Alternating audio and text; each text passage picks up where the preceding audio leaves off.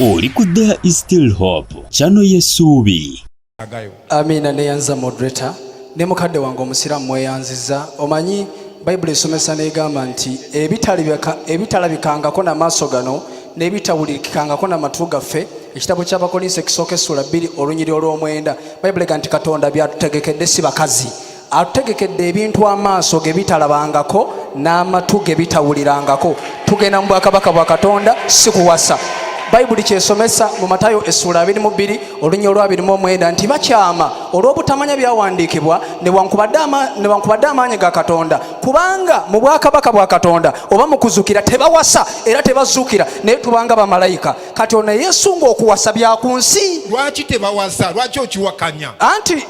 Anti ffe tubeeranga bamalayika. Bible esomesa mu kitabo ky'Abagalatiya essula 3 olunyiri lwa 26 27 28 nti ewaffe teri mukazi na musajja, ffenna tuli kimu mu Kristo Yesu. Bible kyesomesa negamba mu kitabo ky'Abafilipi essula 3 olunyiri lwa 2 nti ewaffe mugulu si mujana, ejjana eri ku nsi.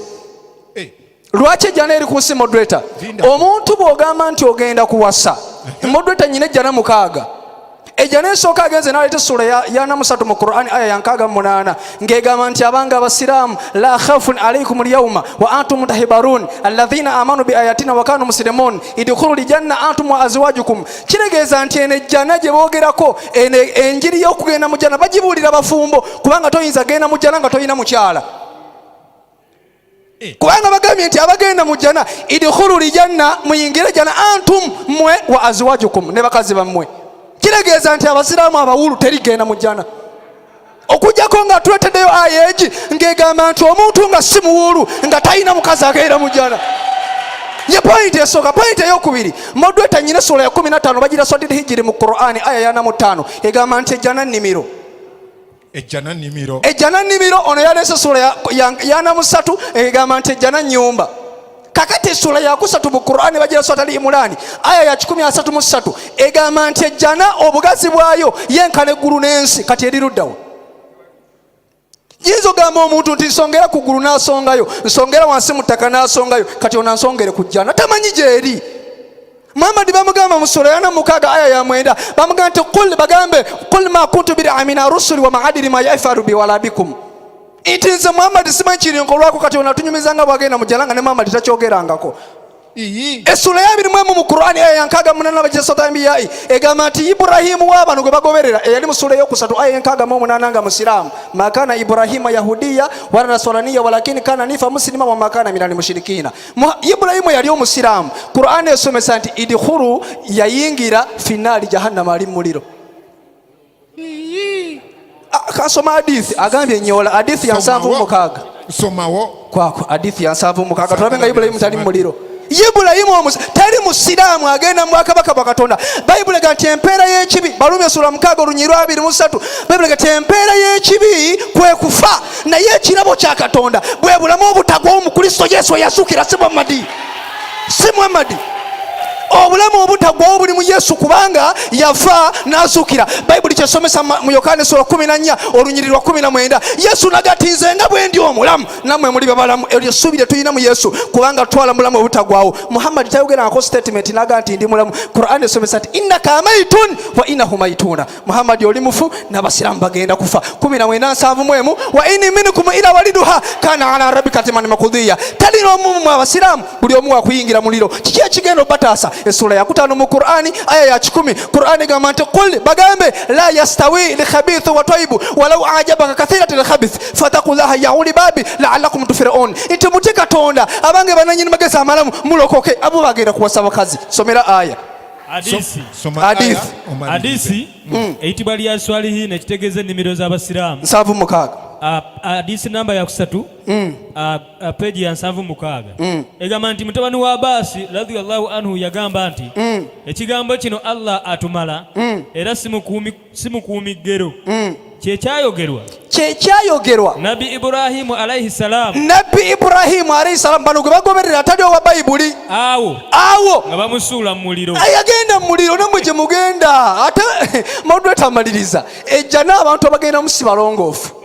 Ngenda leeta aya 2 mu Kur'an nga ziraga nti abalokole bagenda mu ggulu. Moderator amalirize zimpe ngenda kuzikuwa soko nkwatira hadithi ya Riyadhu Swalihina 407 hadithi egamba nti ad-dunya sijinu limu'minu wa jannatul kafiru. Nsomera Oluganda 407 egamba etya ya Swalihina omuntu yenna gwe kasogamba nti ogenda mu jjana akabonero akasooka oba mukafiiri. Temudamu tuyita abakafiiri katusoma hadithi egamba bweti 407 jiseko 407 egamba bweti egamba ndi Abu Hulaira taata wa Kapa yagamba nti Abu Hulaira kitegeeza musajja yakeera enkya n'azaala pusi. Taata wa Kapa agamba ki? Omubaka wa Allah sallallahu alaihi wasallam Muhammad yagamba nti omubaka wa Allah Muhammad yagamba nti ensi hadithi egamba nti ensi komera lya mukkiriza ate ensi ate jjana y'abakafiiri. Bano bakafiiri ejjana egenda mu bakafiiri moderator. Lwaki? Abakkiriza bonna bagenda mu ggulu. Essula ya 23 mu Kur'ani aya esooka ne essula ey'ensavu mu Kur'ani aya ey'okunanze malirize 23 baya surati mu'minu. Kur'ani esomesa negamba nti qad aflaha almu'minun. Agamba atya? Agamba mazima ddala balokose abo abakkiriza. Mazima ddala balokose abakkiriza. Kitegeeza nti buli muntu yenna nga walokoka number 1 oba mukkiriza. Joshua maliriza muntu tansaba ayeji eraga nti abakkiriza bagenda mu ggulu. Eyo yokka eraga nti abalokole bagenda mu ggulu. 7 mu Kur'ani aya mpa ey'okusatu n'ey'okuna. Malirize nga sura ya 7 mu Kur'ani aya yakuna. Abakkiriza be baba nga be balokole. Abalokole tulagabwa eyo nsonga nkulu. Tulabye nga abakafiiri bagenda mu jahannama. Yesebo egamba ndayidde malayika. Kur'ani egamba nti ndayidde malayika ezikulembera emyoyo gy'abalokole nga gitwalibwa mu ggulu. Mukama bawa omukisa. Oli ku There is Still Hope channel y'essuubi. Abakristaayo be bakafiiri era abakkiriza be bayisiraamu. Ekyo kyogedde kiwedde. Katubuuza abasiraamu be bakkiriza bayogedde, abakafiiri soka mbuze ekibuuzo ku bakafiiri ne abakkiriza baliwo abagenda mu muliro. Sheikh agambye atya? Agambye mu basiraamu ku bakafiiri ne ku bakkiriza baliwo abagenda mu muliro. Abagambye baki? Bakafiiri. Kwata ebitabo mbiina Kur'ani surati Tauba eba ya 9 aya 7. Kur'ani egamba tunoonya lidako sebo abakafiiri n'abakkiriza baliwo abagenda ludda wa? Tunoonya abagenda mu ggulu bali ludda wa n'abagenda mu muliro. Agamba balayira Allah nga beegaana nti teboogeranga kibi kyonna. Balayira Allah batyo ng'ate baayogera ekigambo ky'obukafiiri era ne bakaafuwalira ddala oluvannyuma lw'okusiramuka kwabwe. Kaddemu ako era ne bakaafuwalira ddala oluvannyuma lw'okusiramuka kwabwe. Siwulidde bulungi kagambye katya? Era ne bakaafuwalira ddala oluvannyuma lw'obusiraamu. Kiwedde kakati wulira bw'oba tonnaba kusiramuka Allah takuta mukafiiri. Nga toli musiraamu Allah abe toli mukafiiri. Omanyi nti oli mukkiriza bw'osiramuka Allah nakubala nti oli mukafiiri. Kati ekibuuzo kigambye abakkiriza n'abakafiiri baliwo bagenda mu muliro. Abakafiiri bebagenda mu muliro. Abakafiiri bebaluwa be basiraamu. 3:8 6:3 bwe yasomeyo nnyo ntuddewo shale agamba bw'ati yasomeyo ebintu si Kur'ani nokwebalaga kyetugendako jabalaga ne Kur'ani wano tebagira bangana ko bana basiraamu balabika. 3:8 baje Swadi Swadi aya ya 6:3 shale wansi bwe yasomeyo nnyini awo wansi bwe yasomye tusomye tugambye nti abakkiriza abakafiiri be basiraamu Allah yatugambye. Kati abakafiiri bakola batya? Genda maaso. Abakafiiri balyebuuzanga bakkiriza. Be bakya abakafiiri? Abakafiiri be basiraamu. Teekawo aya kyatugambye abakya abakafiiri kyoba oteekawo. Abasiraamu be baki? be bakafiiri. Baligamba batya? Balyebuuzanga abakkiriza. Abakkiriza be baki? Abalokole. Balokole 23 olusooka lye yagambye nti abakkiriza be balokole. Kati abakafiiri baana basiraamu balibeera mu muliro nga beebuuza salaamu aleikum emirembe gyagala walayi nga siraamu balokole mu muliro nga sibalaba. Genda mu maaso. Agamba bayita omuzannyo wano aga nti abasiraamu balyebuuza abalokole. Abasiraamu nga bali mu muliro n'ebirefu byabwe n'embona enteme n'enkofiira balibuuza nti balyebuuza abalokole. Balibuuza abalokole ti abo bwe banyoomereranga bali ku nsi kuno. Twagambanga mba abalokole bakafiiri bamusiriku n'abasaza Katonda mbate Yesu mwana Katonda twabagambanga ebyo. Ate kati tuli mu muliro bo tebali mu muliro. Agati balyebuuza nti owaayi nga bali awo beebuuza abo abalokole baliwa? owaayi abalokole baliwa mu muliro. Abamu abalokole bonna finnaali bonna ba muliro baliwa abamu n'okubanga tetwabafuula ate okubanga twabafuula ekyokujeeja n'okutafuula abakujeeja bakafiiri bazaza Allah nga Kur'an egamba badi usamawati wal ardi ani akullahu waladu asala tanga tana mwana etubuulire kitaawe yani mukoddomi we yani batula luddawa bamufulisa lubuto muloogi bali ku nsiko ba mu nnyumba ng'oddamu ebyo nga tugamba nti kati beebuuza waayi abalokole baliwa? Sheikh Imam Mufuti abasumba babalokole ne balokole bandabe bali luddawa tebaliwo wano muliro kubanga Kur'an egamba abakafiri beebo gonyumya ebyo gwabirese mama tugende mu maaso tugambye mu Kur'an tubuuza Kur'ani tugamba nti mu Kur'ani temuli kigambo bulamu butagwawo. Omusiraamu akimpadde nga tali wano n'akimpa leero nsiramuka leero mukalazi wanyisewo ono si asomye obulamu obutagwawo ku aya kankolage kitwagala modulator kankolage kitwagala mugicha sigo abisomye tugambye Kur'ani kati kamba tegeeze kino bino betusomana mu yabadilaka matovu eyo nzivuunula nanyinyonnyola nekye bata Kur'ani ebeera bweti oba tebagira banga nako yadde babasira mu mwaka ki simanyi bano amwekero bano abakyala Kur'ani eba bweti kiraga abakamera tebaamu lulimi lwonna n'okujjako oluwalabu kati mbuza ekibuuzo bampayo aya mu Kur'ani nga aya egamba ayatul abadiya kyekiyitibwa bulamu obutagwawo mu Luganda Sheikh agina ayimirire kati ngegamba ayatul abadiya bweba nsiramuka kati malayo nze nja kulonda kubaseeka kale kiwedde n'olwekyo bino betwogerako Allah yerabira okubisaka mu Kur'ani kuba tabirina Allah yerabira tabirina ebyobulamu obutagwawo ayatul abadiya tabirina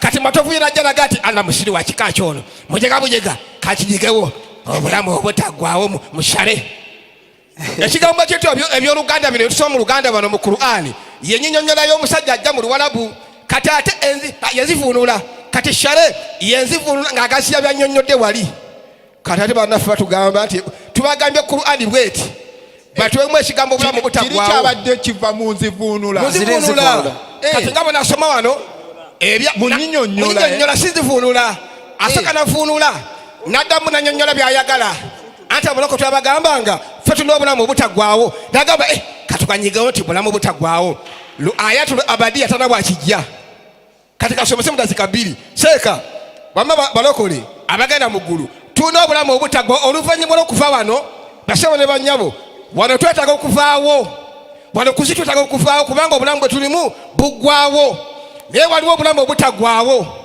obulamu obutagwawo obwo tubufuna tutya weewaawo Yokaana ekisooka essula ey'okutaano Yokaana ekisooka essula ey'okutaano olw'11-12 Bayibuli esomesa ebigambo bino kase bamwa dakika 5 ngu tezimala ate matovu wasinga amapadde dakika 3 ate manyi byawogadde kikaana ne bwezeba ssaawa tana byawogera basome kuba obudde buwe agamba era okutegeeza kwe kuno nti Katonda yatuwa obulamu obutagwawo Katonda atuwaki obulamu obutagwawo ludawa era obulamu obwo obutagwawo buli mu mwana we alina omwana wa Katonda Yesu Kristo alina obulamu obutagwawo atalina Yesu talina bulamu butagwawo ekigambo kya Katonda alina obulamu obutagwawo buli mwani mu Yesu Kristo bana basaba ne Muhammad tebana bulamu butagwawo kuba n'ogenda gyagenda tamanja abatwala Yokaana 14 olunyosoka n'okubiri n'okusatu malenezo Yokaana 14 bano abalokole bategeera mangu nnyo Bayibuli esomesa bweti Bayibuli egamba nti omutima gwammwe tegweraliikiranga mukkirize Katonda nange mukole mutya nange munzikirize mu nyumba ya kitange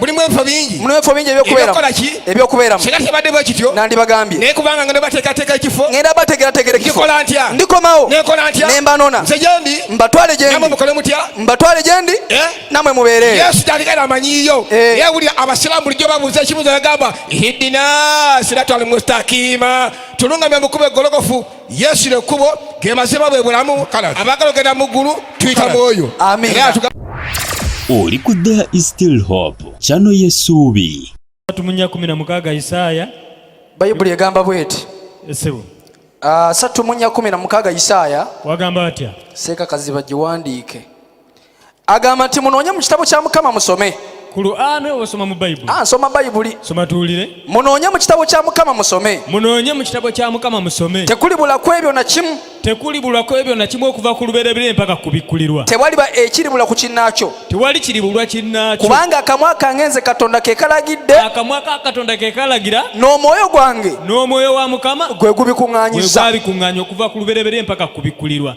Then bino bwe tubanga biri bwe biti. Sheikh oleme kubula oleme kuddeera otagalye mu hadiisi otagalire mu Kur'An. Timoseewo ekyokubiri 3 ogenda kumpa olunyirwa 17. Timoseewo ekyokubiri 3:16 agamba bw'ati. Zuno ntuuse. Ntuuse agamba bw'ati. 2:15 naye ebigambo ebiti Timoseewo ekyokubiri 3:16-17. Sorry agamba bw'ati. Agamba atya? Aga nti buli ekyawandiikibwa mu bino Katonda by'amaze okukuŋŋaanya kirina okuluŋŋamya kwa Katonda era kigasa olw'okuyigirizanga olw'okunenyanga olw'okutereezanga olw'okubuulirira okuli mu butuukirivu omuntu wa Katonda alemenga okubulwa kyonna ng'alina ddala byonna ebitabo olwa buli mulimu omulungi. Omusomi wanje oli alimbye ekirimbo muzeeyi wakazi. Muzeeyi yagambye mu Zefaniya 3:9 tulina kusinza mu Luwalabu. Katubuuze Bayibuli yennyini lwali lulimi ki Katonda lwagamba lwe tuli mukaabiriramu kwata Bayibuli. Isaaya 19:18. Isaaya 19:18. Muzeeyi kubya akasaale tobiddamu. Soma tuwulire. Isaaya 19:18. Bayibuli egamba ku lunaku luli Zefaniya 3:19 bagivuunula. Agati ku lunaku luli waliba ebibuga 5. Walibaayo ebibuga 5 mu nsi y'Emisiri mbawalabu bano ebyogera olulimi lwa Kanani ng'ate boogera olulimi lw'Abayisirayiri. Kati lwaki obadde oteekawo Oluwalabu? Kyova olaba olwaleero bw'ogenda e Misiri waliyo abalokole, bw'ogenda Iraaka waliyo abalokole, bw'ogenda mu Iraani waliyo abalokole. Balina okwogera olulimi lw'Abakanani lw'abalokole tobiddangamu. Tweyanzege ku 17.5 ina Mani FM eddoboozi lya Kristo ery'omutima programu eddoboozi ly'ebitabo ku lunaku olw'enjawulo olunaku eggwanga kwe lyafunira obwetwaze. Mu ddakiika zino tulina mukwano gwaffe yatuuseemu leeti n'atajja naye atera okubeerawo n'annyonnyola. Munneegatteko twanirize mu ganda waffe Ivan tugenda muwayo eddakiika si nnyingi atubuuzeeko atubuye debate agirabye atya n'ebibuuzo ebimu bye tutidde ayinza okutuyambako okubiddamu.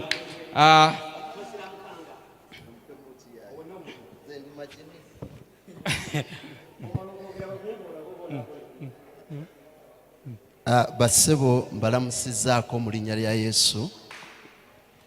Mwebale nnyo kujja. Bashe mwebale nnyo kujja. N'abategesi mwenna mwebale nnyo okusobola okujja. Mbadde nsaba nti bwe tuba twogera tutegeere nti tuyigiriza eri abantu tetwewakanya ffeka. Kubanga waliwo abantu abazze nga baagala okuwandiika ennyiriri, waliwo abantu abazze baagala okutegeera amazima. Bwe banaava wano basobole okuwandiika ebigambo bye tubagambye bibakolemu omulimu. Naye bwe tuleekaana buleekaanyi nange nga mwotadde tuba tulemesa omuntu ayagala okuyiga eri kyaba alina okukola atya okuyiga. Kati ekyokulabirako babuuziza ne bagamba omuntu bw'afa alagawa oba agenda mu bulamu obutaggwaawo atya? Oba kyekibuuzo oba si kyekibuuzo kyala kumanya kituufu.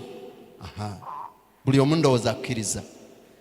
Ekisooka bassebo kiba kya buswavu nnyo okutandika okwogera nga mwogera ku mulamwa gw'obulamu obutaggwaawo, nga mwogera n'abantu abatalina na bulamu butaggwaawo.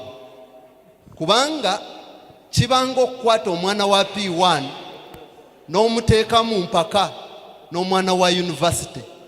Bano abasiraamu tebalina bulamu butaggwaawo, bo bagenda kufuna obulamu obutaggwaawo. Ola statement ezo, tebalina bulamu butaggwaawo wabula bagenda kufuna obulamu obutaggwaawo bwe boogera nti yejjana. Naye ate ffe ebyawandiikibwa bitugamba mu Yokaana essula ya 3 olunyiriri olwa 36 nti buli akkiriza omwana wa Katonda alina obulamu obutaggwaawo.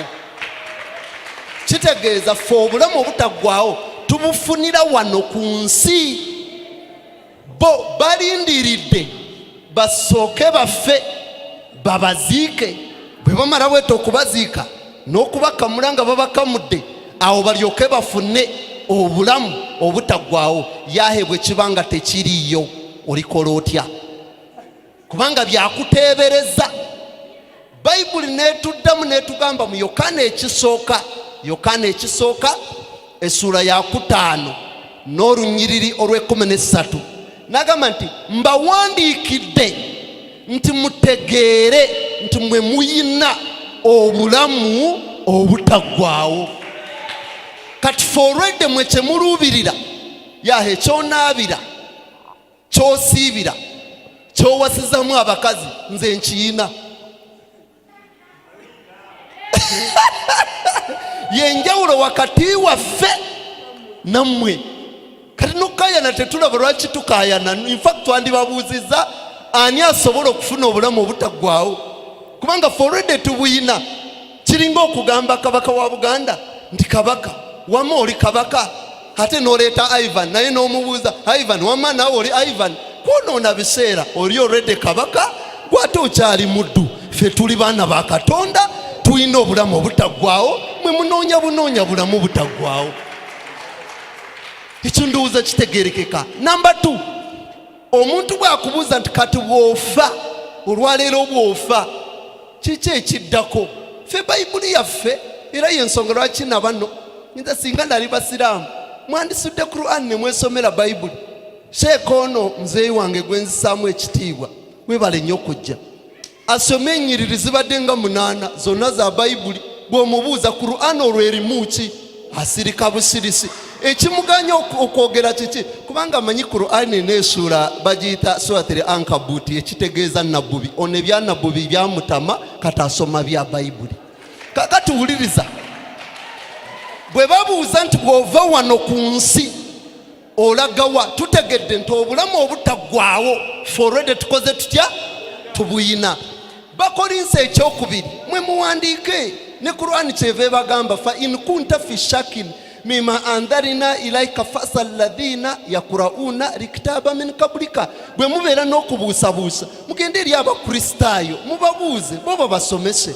Kati ffe bayibuli yaffe tugamba bweti mu Bakolinso ekyokubiri essula ya 5 n'olunyiriri olusooka nti nga bwe tulina ensiisira zaffe nga ategeeza emibiri gyaffe zino egy'oku nsi, era tulina n'ensiisira ez'omu ggulu nti era bwe tuva wano twambala ensiisira endala ez'omu ggulu. Kati ffe bwe tuva wano olwaleero waliwo omubiri omulala ogw'eggulu gwe twambala ne tubeera n'obulamu obutaggwaawo. Ffe guno omubiri tuguleka wano ne guvunda ne twambalayo omulala ne tubeera n'obulamu obutaggwaawo. Ate mu mubiri gwe tugenda okwambala bayibuli etugamba Bakolinso ekisooka essula ya 15 olunyiriri lwa 50 nti omusaayi n'omubiri tebiyinza kusikira bwakabaka bwa Katonda. Katonda Sheikh bw'agamba nti kano akantu akamu pikapika okubeera n'abakazi nti nako kagenda mu ggulu, eryo terisobola kubeera ggulu yahe. Muganda wange ono muzeeyi wange ansanyusizza agambye nti Yesu yagamba nti si buli agamba nti mukama wange yaliyingira obwakabaka bw'omu ggulu, wabula oyo akola kitange byayagala. Ekisooka Sheikh akkiriza nti Yesu alina taata we.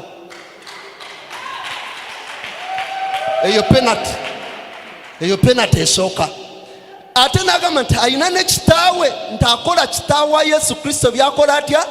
Byayagala. Kati tumulage Yesu kitaawa Yesu Kristo byayagala.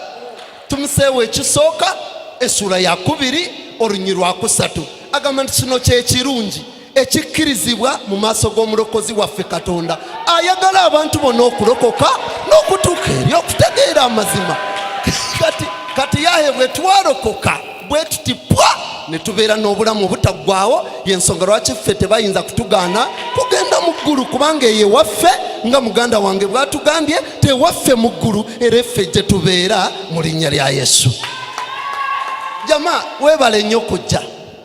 Naawulidde nga bw'oleekaana bw'oyogera ebigambo nogamba twagala mutuwe mutuwe obulamu obutaggwaawo. Twabusomye mu Kur'An. Sheikh, bw'oba okwata Kur'An okugisoma togeza n'olimba, kubanga buli lw'olimba n'abantu abandi badde nga bakkiriza Muhammad bategeera nti Muhammad nabbi waki wa bulimba. Ogambye nti bw'osoma mu surati Swadi mpa Kur'An yennyini, eno Kur'An ya Ruzungu, aya esura ya 38 aya 63 mb'osangawo ekigambo nga kigamba obulamu obukoze butya. Kinsomere wama, kubanga okulimba kw'Obusiraamu bakuguka. Yensonga lwaki alimba abakazi abanana abateeka mu nyumba? Asobola okulimba essaawa yonna. Wama gwe soma yino esura ya 38 aya ya 63. Soma tuwulire. Ndi kusoma nobo Qur'an. Soma Oluwarabu, Oluzungu n'Oluwarabu. Agamba atakhidhunahum sikhira ya amuzagat anhum li'aruba. Just soma Oluzungu. Agamba did we take them as an object of mockery? Did we take them as an object of immortality? Twabatwala ng'ekintu ekitaggwaawo. Or have our eyes failed to perceive them? Oba amaaso gaffe galemeddwa okubalaba. Kiweddeyo sebo. Kati wano owuliddeko obulamu obutaggwaawo. Oba kiri wansi naye weddeyo. Kati okulimba kulyoke mu Busiraamu bakuyita takiya, nti osobola okulimba abantu nga bw'oyagadde. Kati ate muzeeyi wange gwe nzisaamu ekitiibwa weebale nnyo kujja, agambye mbuye buli lwalituuka mu ggulu bw'ati bagenda kumukwatira abakazi mbu babamuwe awo ategeere nti ayingidde eggulu. Kati wuliriza statement efaanana bw'etyo, mbu kasita ayingira bw'ati mu ggulu pwa ekirabo kye bagenda okumuwa bakazi n'omu yekka gw'ayina wano ku nsi amulemye. Yensonga lwaki awasayo owookubiri. Kati bagenda kumwongera ate abakazi bamutaawanye. Kati Sheikh katukusomese okitegeere. Matayo essura ya 22 n'olunyiriri olw'29 lugamba bwe ruti, Yesu yasanga abantu abalina endowooza ng'ey'abano gye balina, n'abagamba bakyama olw'obutamanya byawandiikibwa yadde maanyi ga Katonda, nti mu kuzuukira tewali kuwasa yadde kufumbirwa. Sheikh yatugambye mbu bajja kuba babasasula. Okusasula kw'Obusiraamu bakufumbiza bakazi. Ate mpuliriza bulungi nnyo, gwe mbikulire essula y'e78 aya ya 30 ogimpe owulirize. Bwe boogera ku bakazi mu jjana tebabawa basajja bokka, tebabawa basajja bokka, n'abakazi babawa bakazi. Gwe jimpe tofaayo. Yahe njagala tusome wamu oleme kulowooza nti nalimbye kubanga mbatya. Saagala sitaani ampulirize bubi agambe nti oyo alimba. Agamba bw'ati, aya ya 31 Surat Naba aya ya 31 egamba nti inna limutakina mafaza, mazima balina abatya Allah ebifo eby'emirembe. Nti bw'oba otya Allah obeera n'ebifo nga byaki, oba oli musajja oba oli mukazi olina ebifo nga byaki, bya mirembe. Sheikh tusoma mpola mpola. Hadaika wa anaba bagenda kubeera n'amalimiro nga ga mizabbibu. Oba oli musajja oba oli mukazi bagenda kuwa ennimiro nga ya muki, ya mizabbibu. Sheikh akkiriza. Tugende mu maaso. Wakawaiba atiraba, n'abawala ab'amabeere ag'ebitutwa. Oba oli musajja oba oli mukazi bakuwa mabeere nga ga bitutwa. Kaakati tubuuza yahe, olaba ebisiyaga mu jjana?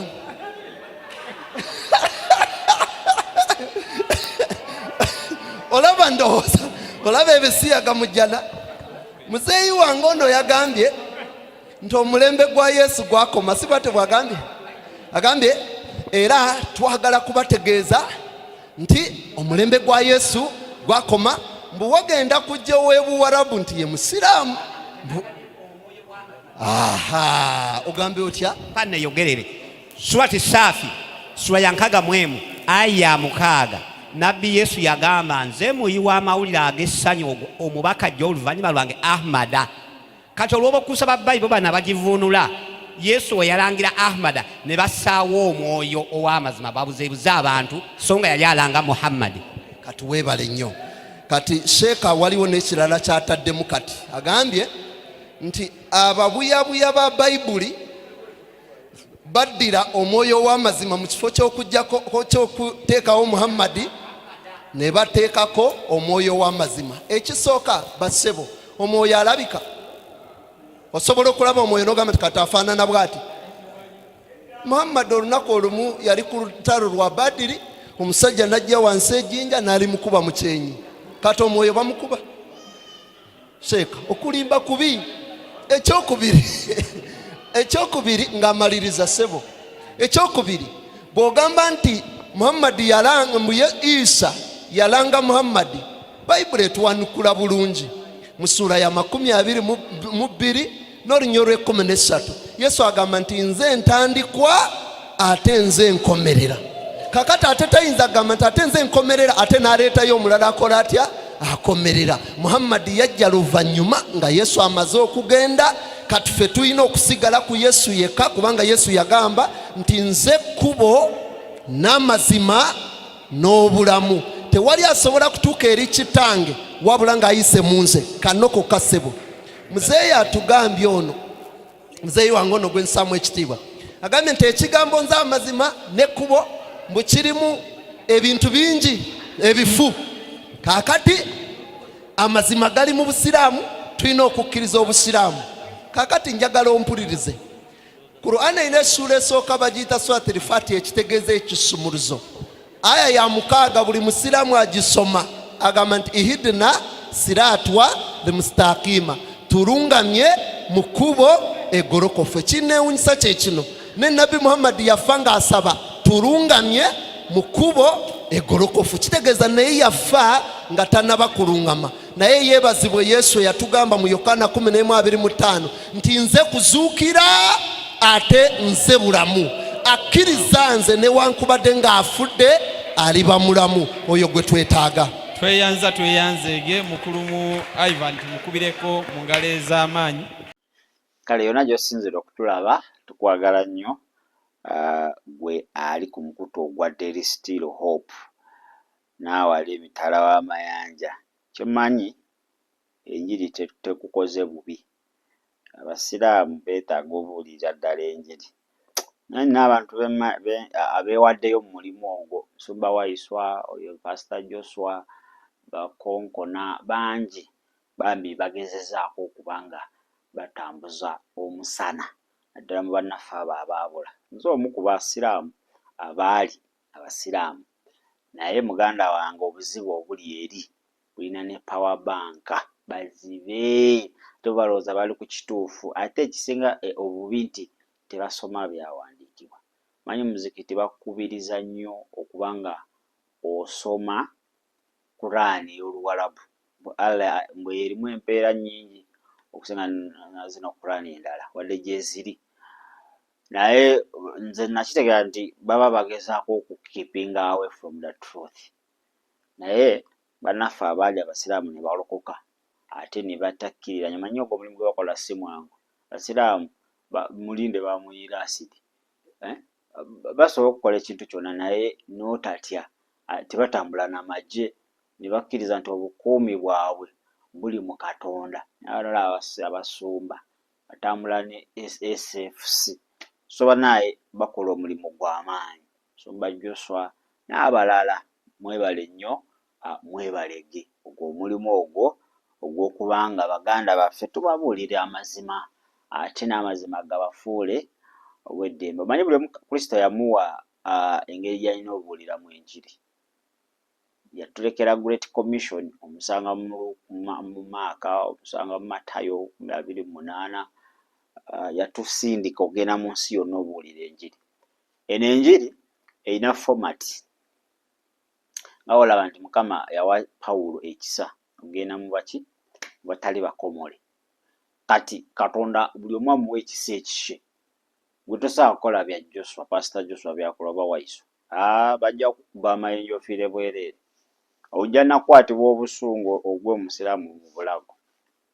Kubanga basoomooza nnyo. Saagala agamba nti kwewunza n'ekituufu. Bo baagala olagira ddala nti okitegeera tekiriwo ekityo. So ekisa buli omu Katonda yakimuwa lulwe. Kati abo yababuulira oba yabawa ekisa kugenda mu bannaabwe mwe baali. Okitegedde? Mu basiraamu bannaabwe ate nga bagibuulidde. Ensi etandise okuba ng'etegeera ki? Amazima. Kaakati naawe tuula wansi weezuule. Mukama yakutuma mu baki? Mu balaawe, mu bakomole, mu baki? Yakutuma mu bakatuliki banno gye wali, era ajja kuwa ekisa ekyo. Ajja kukubikula n'abakatuliki baliwe bati newe bati buli kimu akikubikule. So kijja kwanguwira. Wali abalina ekisa kya enjiri y'oku kkubo. Kati ate gwona ogendayo bajja kukuba obucupa abantu onyiga oveeyo. Naye oli bamukuba buli lunaku obucupa naye akeera n'addayo. Kati oyo naye alina ekisa kike. Wali aba crusades nga bakola crusade na crusade. Abo nabo balina ekisa ki? Kyabwe. Wali asobola 1-on-1 nga yafunye omuntu 1-on-1 ng'ebyabangi tabisobola naye nga yafunzizaayo omu avaawa ategedde era nga yatodde nti Yesu ye Mukama. Okitegedde? Kati waliyo ffe abasobola ya online nga gwe nakuwaamu wano bigenda kwokya togenda bisobola. Nga naffe Katonda atuwa ekisa kyaffe batuvuma mu comment section naffe batukola nga buli omu waali amanyi challenge eziriwo n'engeri gy'ayinza okuzandulinga mu Kristo ng'akuwadde ekisa. Se wano oyinza tuwesitinga budde twogera tetulina byakukola naye nsobola okukwazikamuko wano muganda wange n'okola ebitakwatagana. Abakuwaana ne bakuwaana ne bonomera amalala mu mwezi gumu. Manyi midiya ekyasinza okukusuula. Bakutuwaana nnyo, batuwa nnyo ne bakulaga ati gwe ensi yonna ekuli mu mikono. Kumbe bagenda kukusuula. Kati gwe olina okuba nga weebeereramu oba olina okuba nga olina amagezi ag'obwa Katonda. Kati ekisa weekiri. Bwe tulowooza mbu ffenna tujja kugwera ku kkubo oba ffenna tujja kugwera ku midiya oba ffenna tujja kugwera mu basiraamu. Buli omu alina Katonda we yamupositioning, we yamuteeka nga wagenda okubeera perfect mu kukola ekintu ekyo. Kitegedde? So kiba kirungi n'otatagala wano wali kuba ojja kukomekereza nga koze ebintu ate ebitatuukaganye na mutindo gw'eggulu. Kiba kirungi ne weezuula n'omanya nti kakati nze ngwa wano wenkulukutira ku luguudo, siva ku luguudo. Nze ku luguudo awo nga wantadde ku luguudo. Olina wankuba obucupa 10 sivaawo. Mayagamanyi nze nga wampadde social media ayayayaya zitunyumiza. Awo wenkulukutira. Kakati kiba kirungi noweezuula n'otatagala n'olaba oli ku luguudo ng'akikuba abuula ne bamufuwayo n'essene naye ka ŋŋende. Muganda wange yatambula omwezi nga teri akufuuye. Okitegedde? Nga teri. Baŋŋamba social media YouTube esasula. Baŋŋamba YouTube, TikTok okola live. Jjawo ku YouTube nkwaniriza oba tomanyi nja kukolera ne channel oba oyagala. Nkuwe emyezi mwaka gumu nkube olugana mpa ku ssente ojja kukakasa. Gumu ojja kunkuba maana bino ebya online binywa data nze mbintamye okakase ffe kye tubaako. Kati ekisa kikuwanirira no matter what. Nosobola okuba nga ogenda maaso n'omulimu gwani gwa Katonda. So abooluganda babuulidde enjiri, babuulidde Kristo omulamu, babuulidde omwana wa Katonda. So tewasanga kukuba no bayitako buyisi oba olinamu ekinusu omuwaamu asooka onnyo ku mazzi ow'oluganda omulimu gwa taata gw'okoze gwegwo. So baatukola bulungi nnyo. Manyi nali ngobera nnyo enjiri y'abasiraamu nga ku There is Still Hope nali ntera n'okukola zi live ezo ne munaye nakuza badda wala budde ministry naye kati yankwata buvunaanyizibwa kati mbulwa time egendayo naye njagezaako okuba nga bafollowinga naye abanyumirwa enjiri efaanaganako weeti ku mukutu gwaffe ogwa Dreams and Visions tugiteekayo, so osobola oyitirayo ku Dreams n'owuliriza n'oyongera okubanga okuguka omanya ebyebuziba ate nga oba osanze omuntu agwa mu kategori weetyo oleme kwemagaza wabula ate oyiwe bwino ku mmeeza naye addeyo ng'anyeenya omutwe nti Yesu ye Mukama, Yesu ye Mukama, Yesu ye Mukama. Gamba ayi Yesu nkuwa obulamu bwange olwaleero obeere omulokozi era Mukama waawe. Saasira obutali butuukirivu bwange onaaze n'omusaayi gw'ontukuze okuyita mu Kristo Yesu omwana wa Katonda omulamu. Yatulaba n'addamu nti amiina, amiina era amiina ddala. Kaleetoolemuko katono nnyo enzira bingi nnyo by the way ebiri ku desike yaffe amakya amalungi. Weebale kulaba There is Still Hope. Okumanya ebisingawo tukubire ku 0752 34 14 47 oba ku 0761 08 83 15. Osobola n'otufuna ku email eya tv74@gmail.com. Eno ye There is Still Hope, channel y'essuubi.